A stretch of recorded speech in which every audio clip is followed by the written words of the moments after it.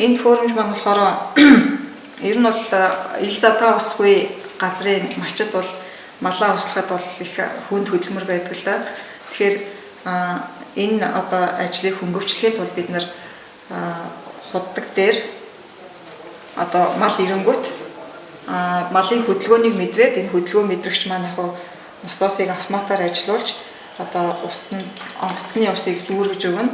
За тэгээд энэ систем маань өөрөө болохоор нарны зайн системээр ажиллах учраас одоо нэмэлт одоо бусад их үүсвэр шаардлагагүй гэсэн үг, сэргийгчийн машины их үүсвэрээр ажиллана. Өнөөгийн байдлаар бол малчид бол хөвчлэн бензин насос ажилуулж, бензин мотор ажилуулж бол одоо малаа усалж байна. Энэ нь бол бас малчдын хувьд бол тодорхой хэмжээний эдийн засгийн хувьд бол бас зардал, ашиглалтын зардал бол өндөр байдаг. Энэ системийг ус суйрлуулснаар анхны хөрөнгө оруулалт тодорхой хэмжээгээр шаардна. За тэгээд ашиглалтын зардал бол маш бага байх ийм систем байнамаа. Худгийн ажлыг автоматжуулах системийг одоо макет байдлаар хийсэн байгаа. За энэ бол одоо худаг харагдаж байна. Энэ насос байна. За энэ бол одоо онгоц мал усуух зориулттай. За автомат удирдлагын систем маань ерөнхийдөө энд. За энэ бол малын хөдөлгөөн мэдрэгч байгаа. За энэс гадна онгоцонд бол одоо усны түвшин мэдрэгчүүд байрладаг.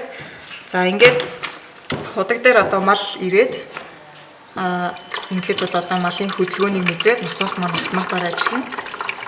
За энийг бол одоо тухайн худгийнхаа онгоцны уртаас нь ч юм уу хамааруулаад бол энийг програмчилж өгөө өөрчлөх боломжтой гэсэн үг байна. За хөдөлгөөн мэдрэх болохоор бол насос маань зогсно. За мөн насос хөдөлгөөн мэдэрч жагаад усны онгоц, одоо онгоцны усны түвшин, дээд түвшинд хүрэхэд бол насос маань автоматар зогсно.